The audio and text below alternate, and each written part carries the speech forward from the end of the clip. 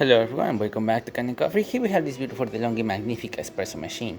Now for this machine we replaced the water tank, the one that you see right here. This is the newer water tank, and we did a tune-up on the machine, replacing the brew unit, this one you see right here, deep cleaning the entire machine, reworking the transmission, replacing the o-ring from the generator, deep cleaning the shower screen of the generator, and descaling the machine.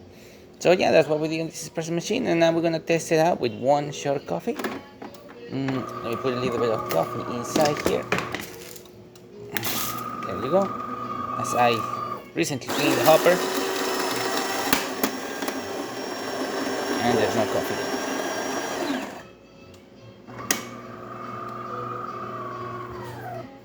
there. Perfect. Machine grinding the beans perfectly fine.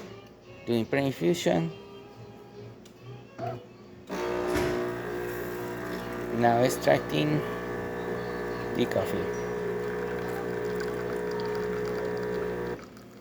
Excellent flow coming out of the machine.